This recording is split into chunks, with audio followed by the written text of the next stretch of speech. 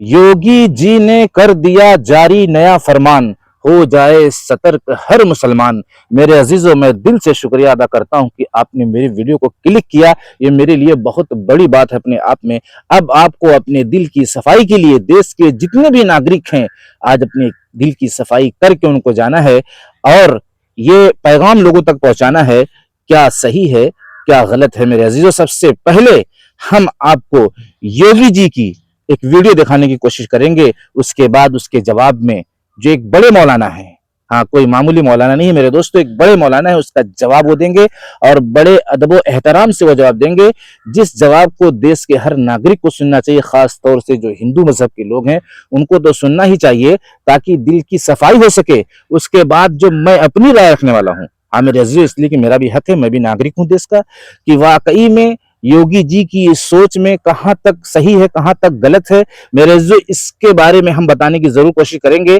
और हो सकता है इस बताने में बहुत बड़ा फायदा आपका हो जाए मेरे अजीज, जो मैं बताने वाला हूं। पहले आइए योगी जी की इस वीडियो को सुनिए, इस फरमान को सुनिए, उसके बाद मौलाना का बयान हम सुनाते हैं। वंदे मातरम भी उत्तर प्रदेश के हर विद्यालय में गायन इसका अनिवार्य करेंगे, हर शिक्षण संस्थान में इसका गायन अनिवार्य करवाएंगे, जिससे उत्तर प्रदेश के अंदर हर नागरिक के मन में भारत माता के प्रति, अपनी मातृभूमि के प्रति श्रद्धा और सम्मान का भाव जागरूक हो सके। हम उन कारणों को ढूंढें जो समाज को बांटने वाले हैं। ये जाति के नाम पर, क्षेत्र के नाम पर, भाषा के नाम पर ये विभाजन, ये नए जिन्ना को पैदा कर। मेरे मुहतरम अजीज साथियों, आपने खुले लफ्जों में सुन लिया कि हर मदरसे में, हर स्कूल में वंदे मातरम पढ़ना होगा। हाँ मेरे अजीजों, अब आप आइए, वो बड़े मौलाना कौन हैं जिनकी जुबानी हम सुनवाना चाहते हैं। मेरे अजीजों, कहां तक उन्होंने एक सही पैगाम पहुंचाने की कोशिश की, आइए उनका इंटरव्यू सुनिए। उसके बाद मेरी गुफ्तगू पर आपको जरूर बाकी रहना है कि योगी जी वाकई में देश को सुख की तरफ, शांति की तरफ, भाईचारा की तरफ ले जाना चाहते हैं, वाकई में इसमें सच्चाई है, इसके बारे में हम बताएंगे। और ये फरमान जो जारी किया है वो सही है या गलत है, उसके बारे में हम अपनी राय देने की कोशिश करेंगे मेरे अजीजों, इसलिए कि हमारा भी हक है और आप हमारे चैनल पे आए हैं, ये मुझे बहुत बड़ी खुशी है इसकी। आइए पहले इस वीडियो को देखिए। वंदे मातरम या भारत माता की जय बोलना मुसलमानों में जायज है? गहरा सवाल कर दिया आज तुमने पंडित जी। आज तो तुम मुझे पूरा रमजान में बिल्कुल सच बुलवा के पूरी एक एक बात निकलवाओगे। आपका बहुत अच्छा सवाल है। मुसलमान चूंकि एकम ब्रह्मम द्वितीय नास्ति का ऐलान करता है, एक ईश्वर को मानता है और उस ईश्वर के अलावा किसी को नहीं मानता। पूजा भी वो करता है सिर्फ उस ईश्वर की जो निराकार है और किसी के सामने झुकता नहीं है। तो वंदे मातरम, वंदे मातरम मतलब हम वंदना करते हैं। वंदना माने पूजा के होते हैं, वंदना माने पूजा, परस्तिस, पूजा परस्तिस, पूजा करना, परस्तिस करना, वंदना करना किसकी? मातृभूमि की। हमारे यहाँ इसको कहते हैं। इसमें कोई दिक्कत की बात नहीं है कि योगी जी देश को सुख और शांति की तरफ ले जाना चाहते हैं, लेकिन दिक्कत सबसे बड़ी ये है कि मुसलमान क्यों ऐसा काम नहीं कर रहा है, जबकि हमारी सरकार इतनी कोशिश कर रही है और चाह रही है कि वंदे मातरम बोला जाए। उसके बाद भी इतनी बड़ी रिक्वेस्ट, इतने बड़े फरमान को जारी करने के बाद भी मुसलमान तैयार नहीं। आखिर वजह क्या है? बहुत से फरमान पूरे किए जा रहे हैं, बहुत सी बातें मानी जा रही हैं, बहुत सी बातें मानी जाएंगी, लेकिन वंदे मातरम क्यों नहीं बोला जा रहा है? और ऐसे बहुत से कानून क्यों नहीं माने जाते? उसकी बहुत बड़ी जो है तहकीक करना चाहिए योगी जी को, इसलिए कि वो हमारे मुख्यमंत्री हैं और काफ़ी पढ़े लिखे, काफ़ी अपने एतबार से, अपने मजहब के एतबार से काफ़ी तालीम याफ्ता कह लीजिए। ऐसा मंत्री जो है कम देखने को मिलता है, इतना बड़ा ज्ञानी मंत्री। हाँ मेरे अजीजों, इसलिए जो है इनको तहकीक करना चाहिए कि वंदे मातरम न बोलने की जो वजह है वो ये है। अब न बोलने से इनके मन में एक बात आती है कि मुसलमान देश से नफरत कर रहा है। मेरे अजीजों, सोचने वाली बात है, जिस रब पर वो अपना ईमान लाया है, जिस रसूल पर वो अपना ईमान लाया है, जिस मजहब को वो फॉलो करता है, जो उसकी आस्था है, वो उससे बाइकाट हो जाएगा, वो उससे चला जाएगा। एक मजहब का एक उसूल होता है। अब आप वंदे मातरम बुलवा कर अगर किसी को किसी के मजहब से बाइकाट करवा रहे हैं, जबकि वही मजहब इस बात की इजाजत दे रहा है पूजा सिर्फ और सिर्फ खुदा की करना है, आपको अल्लाह की करना है, जो हमारा मजहब कहता है। हम यहाँ दूसरों को तो मजबूर नहीं कर रहे हैं, हिंदू भाई को तो हम बोल नहीं सकते, सिख ईसाई को तो बोल नहीं सकते, लेकिन मुसलमान क्यों वंदे मातरम नहीं बोल रहा, क्यों आपकी बात नहीं मान रहा, जबकि आप हमारे मुख्यमंत्री हैं? तो सबसे बड़ी वजह यह है, हम आपकी तकलीफ को, आपकी परेशानी को समझने के लिए तैयार हैं कि आप चाहते हैं देश के अंदर जब एक साथ बोला जाएगा तो वो जो एक खूबसूरती होगी वो देखने को मिलेगी, नागरिक उससे खुश होंगे, भाईचारा, एकता, मोहब्बत बढ़ेगी। लेकिन सवाल ये है, क्या यही एक रास्ता है कि वंदे मातरम के इस तरीके से हर मदरसे में अगर बोला जाए तो भाईचारा बढ़ेगी?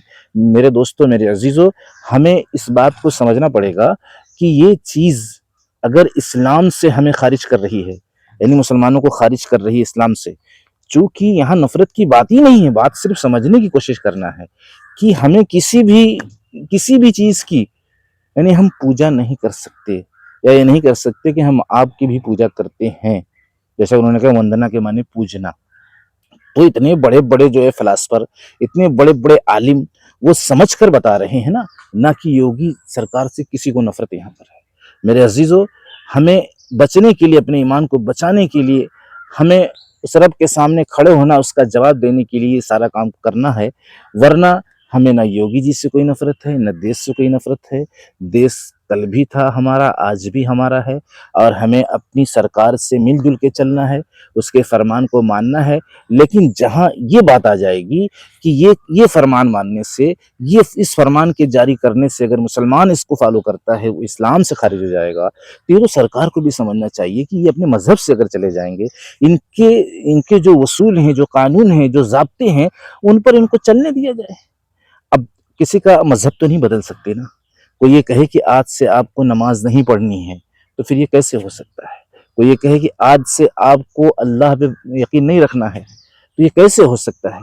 तो पता चला कि हम इस डर की वजह से ऐसा नहीं कर रहे हैं। कहीं जो है इस तरह से जो हम जब कहेंगे कि वंदे मातरम इस जमीन का, तो वो पूजा में जब शामिल हो जाएगा, तो पता ये चला कि हम, हमारे दिल में जो बात है, हमारे इल्म में जो बात है, हमें जो नॉलेज है, हमारे उलमा जो फरमाते हैं कि इस तरह से कहने से इस्लाम से खारिज होने का मामला है, कि भाई पूजा तो सिर्फ एक की होगी, और वैसे इस ज़मीन से हमें मोहब्बत करनी है, इस ज़मीन के लिए अपनी जान को कुर्बान करना है, इस ज़मीन के लिए लड़ना है, इस ज़मीन के लिए अपने खून को बहा देना है। लेकिन एक हर चीज़ का एक मुकाम होता है, एक दर्जा होता है, उसके आगे पीछे आप नहीं जा सकते।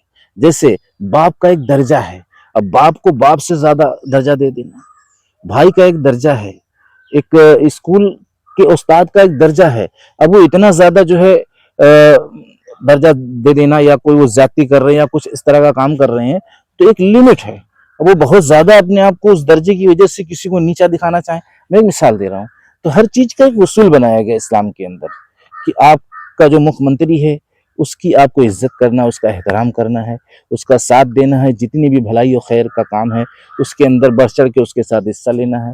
लेकिन जहाँ ये बात आ जाएगी कि आपको नमाज नहीं पढ़ना, देखो नमाज ना पढ़ने की मैं मिसाल इसलिए दे रहा हूँ कि वो इसी तरह है कि हमें मना किया जा रहा है कि वंदे मातरम नहीं बोल सकते। ये मना कौन कर रहा है? ये मना कोई आदमी थोड़ी कर रहा है।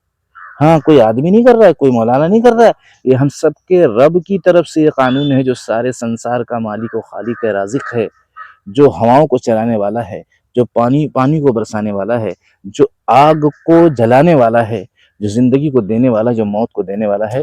बस आप समझ जाइए मेरे मोहतरम अज़ीज़ों, मेरी बात का मकसद क्या है, और इसी पर अमल करने की कोशिश करना चाहिए वो हर मुसलमान को, इसलिए कि इसमें मसला मज़हब का है। मज़हब का मसला जब जहाँ आ जाएगा, उसमें जो है कोई इंटरफेयर नहीं किया जाएगा। इसमें सरकार को नाराज़ नहीं होना चाहिए, बल्कि खुश होना चाहिए कि कोई अगर अपने मज़हब को फॉलो कर रहा है, तो इसमें कोई भी सरकार हो वो खुश हो, बहुत ज़्यादा खुश हो। बस ये बात कह के सरकार हट जाए कि यार उनके मज़हब का मसला है, अच्छा उनका मज़हब से वो कट जाएंगे, उससे रिश्ता टूट जाएगा उनका, नहीं, फिर वो अपने हिसाब से बोले, हिंदू मज़हब अपने हिसाब से बोले, सिख मज़हब अपने हिसाब से बोले। अगर हिंदू मज़हब का रिश्ता नहीं टूटता तो वो बोले, सिख मज़हब का नहीं टूटता है तो वो बोले, और ईसाई मज़हब का नहीं टूटता हो बोले, अगर उनका भी टूटता है तो, क्योंकि मज़हब एक आस्था होती है ना। परेशानी की बात ये है, यहाँ किसी से नफरत की कोई बात नहीं है। अस्सलाम वालेकुम।